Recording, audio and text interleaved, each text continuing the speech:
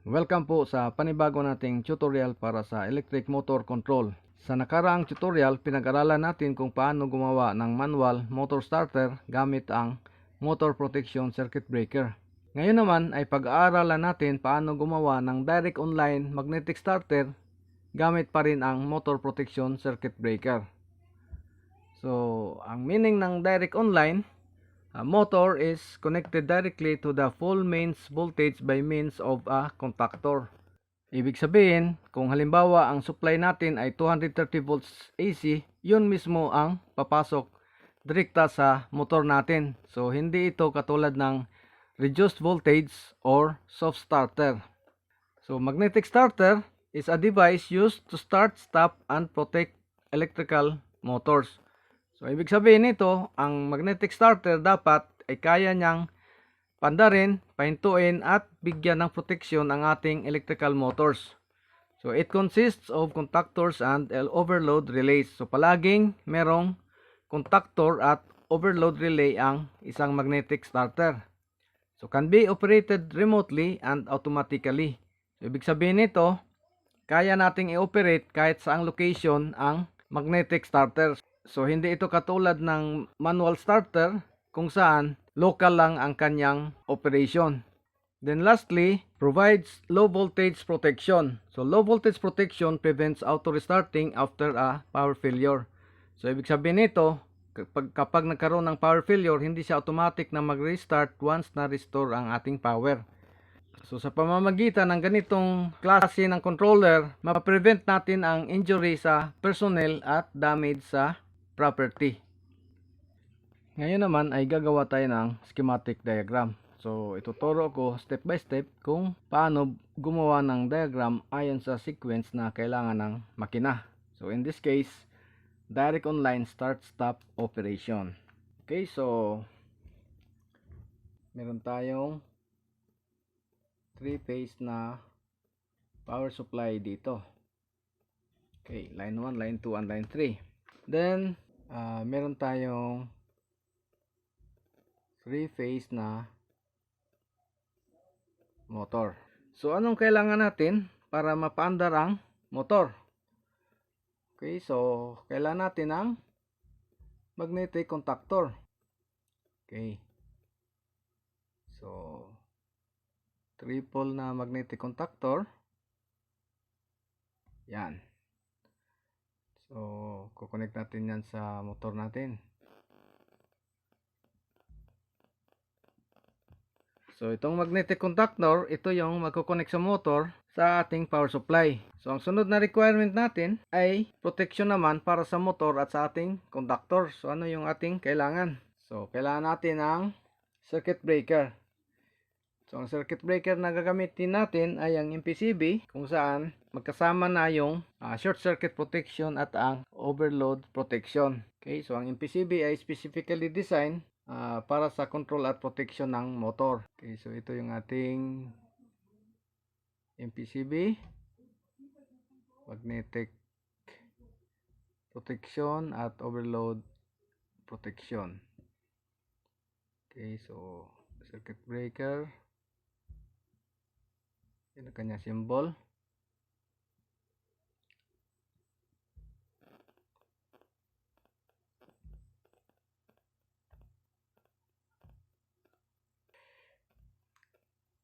Papunta sa ating 3-phase na power supply. Okay, so ito yung ating circuit breaker. Ito naman ang ating magnetic contactor. So, buo na ang ating power circuit. Ngayon naman ay gagawa tayo ng control circuit. Maglalagay tayo ng circuit breaker para sa protection ng ating control circuit.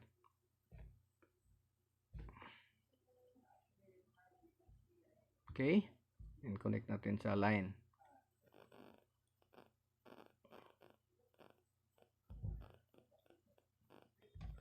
Tapos, maglalagay tayo ng transformer. Control transformer. So, ito ay optional. Depende kung halimbawa ang ating motor ay 380 or 440 volts AC. So, kung ang ating coil ng ating magnetic contactor ay 220 volts, ang ating mga pilot lamp ay 220 volts or 24 volts, so kailangan natin itong control transformer. So, depende. So, ito ay optional lamang. Okay, so pwede natin itong i-cancel kung hindi natin kailangan. Then, so meron tayong coil para sa magnetic contactor natin. So, anong kailangan natin para mapandar natin ito, ma-energize? So, kailangan natin ng start na push button. Okay. So, connect natin. Then, connect natin dito sa ating transformer. So, ito ay connect natin dito sa kabilang side para ma-complete ang ating circuit. So, kailangan natin dito ng contact para naman mag-latch itong ating coil. So, kahit nabitawan natin yung ating start button, manatili siyang naka-energize. So, ito ay M at ang number nito ay 1314 na contact yung kanyang terminal number.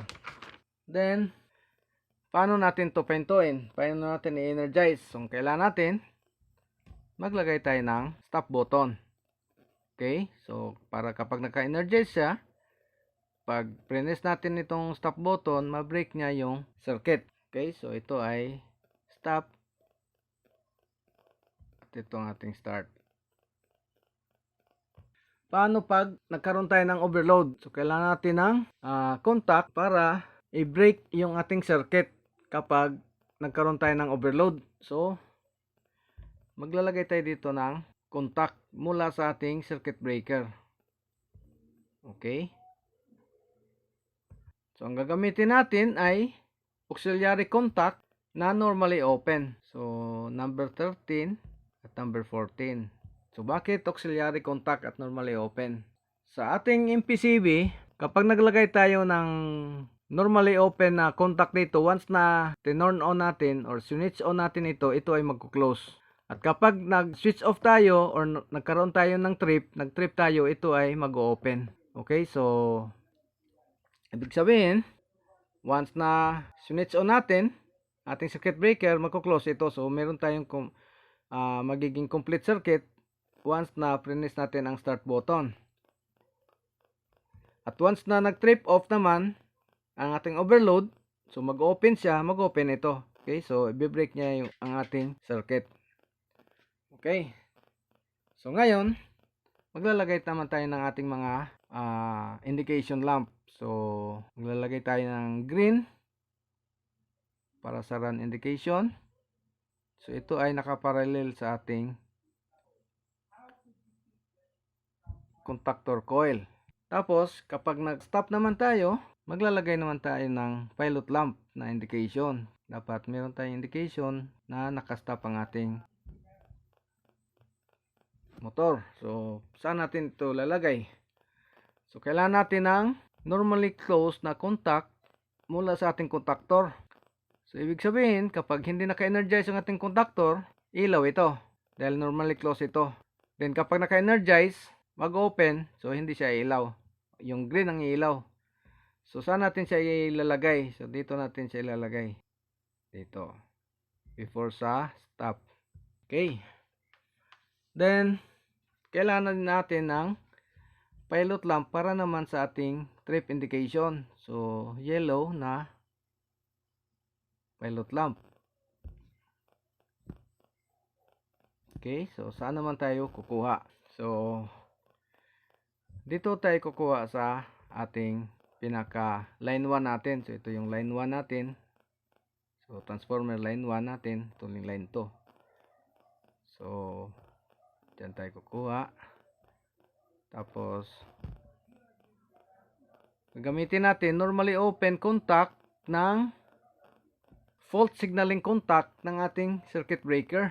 So, circuit breaker, yung ating MPCB, ang kanyang fault signaling contact, yung number nito ay 9798, normally open. So, katulad din lang ng overload relay natin na contact.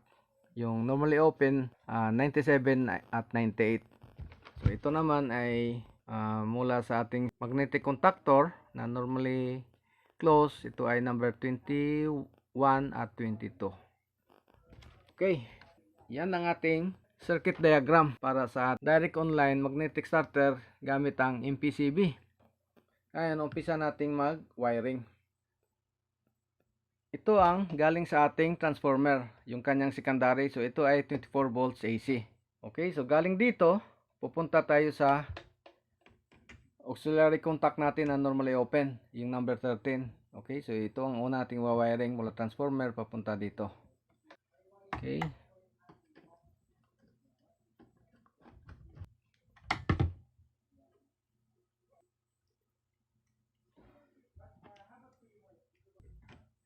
Okay, dun sunod, mula dito sa normally open auxiliary contact natin, papunta sa stop push button. So mula dito, number 14, papunta sa stop push button natin. Okay.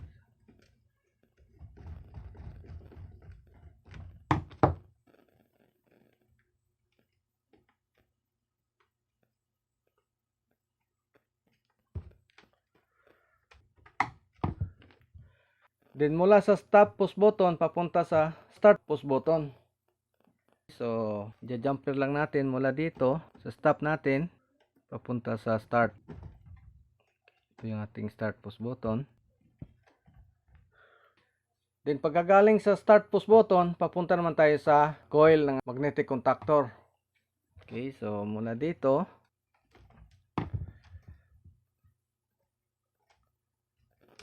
punta tayo sa ating coil. Okay. Then mula sa coil, pabalik tayo sa power supply sa ating transformer. So ito yung A2 ng ating coil.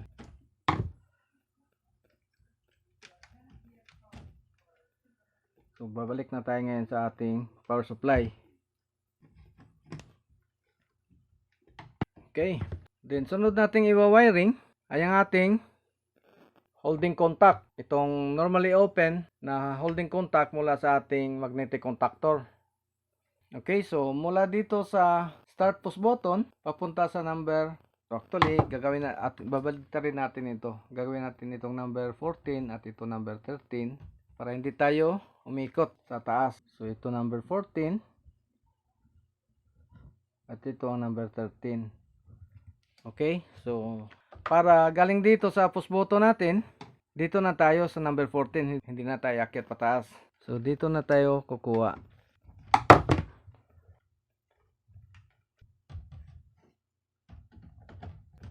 Tapos ito naman sa kabila, number 13 andito sa taas. Tatap natin lang dito sa magnetic contactor sa A1. Okay, so ito yung ating number 13. Magtatap lang tayo dito sa ating magnetic contactor sa kanyang coil. Then sunod nating i-wiring itong linya papunta sa fault signaling contact natin. Kukuha tayo dito sa auxiliary contact natin sa number 13 papunta sa number 97. So ito yung number 13 natin, ito naman yung 97.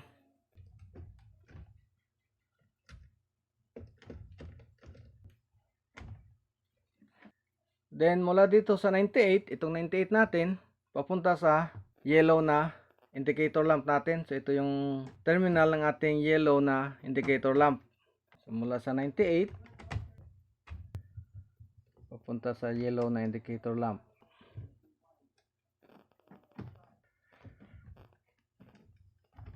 So mula sa ating pilot lamp, babalik tayo sa ating power supply. Okay, so dito tayo magtatap sa ating magnetic contactor sa palabas niya na terminal, yung A2.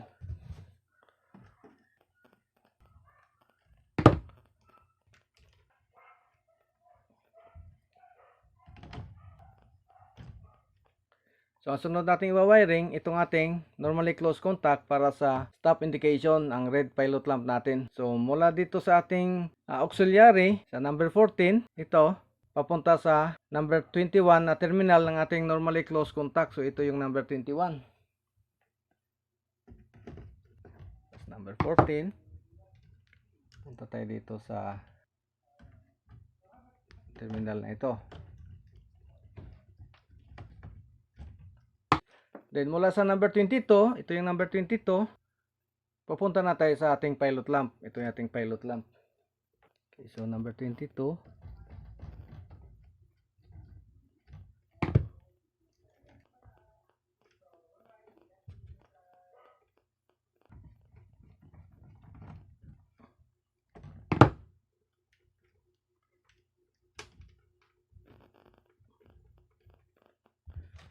Then, ito mula sa pilot lamp, babalik sa power supply. So, jumper lang tayo mula dito sa ating yellow na pilot lamp.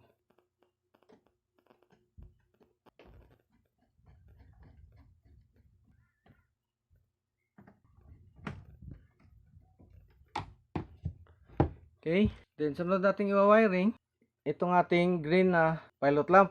Dito tayo kukuha sa start push button. So, ito yung ating start push button. Magja-jumper lang tayo dito papunta sa green na pilot lamp natin.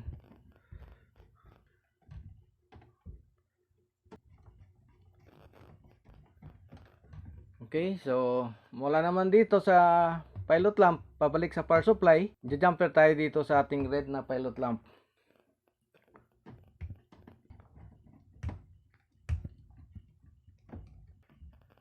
Yan. Ngayon naman ay iwa-wiring natin ang ating power circuit mula sa MPCB papunta sa contactor.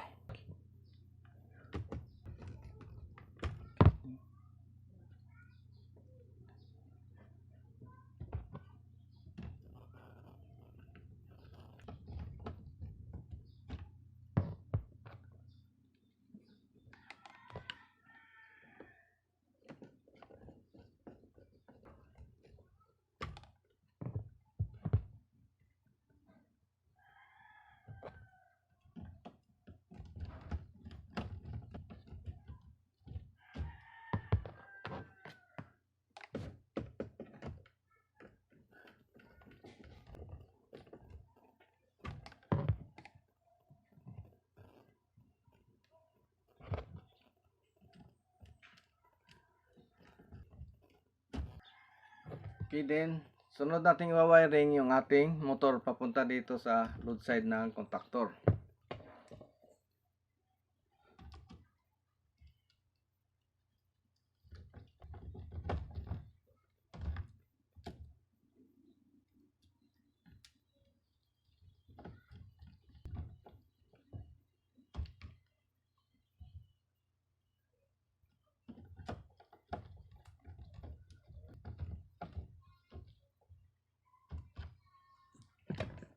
Okay, so bago natin i-energize itong ating magnetic starter, papaliwanag ko muna kung ano ang operation nitong mga contacts na ito mula dito sa ating MPCB. So unang-una, itong ating normally open na auxiliary contact. So ito ay sabay na magko-close kapag nag-close ang ating MPCB. So start natin.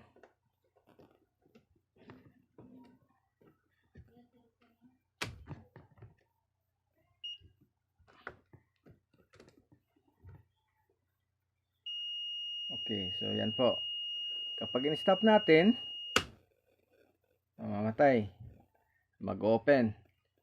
Then, start ulit natin. At kapag nagkaroon ng fault, yan ay mag-open kasabay ng ating circuit breaker. Okay. Yan. So, ang susunod natin na testing, itong fault signaling contact. Okay, so 9798. Ito yon. Okay, so ito kahit na i-start natin itong ating MPCB, hindi yan magko-close. Okay? So magko-close lang yan kapag nagkaroon tayo ng fault. Test natin. Okay, so makita natin nagkakaroon tayo ng resistance reading. Yan. Okay? So, marireset yan kapag nag-start ulit tayo. Yan. Test natin ulit yung fault.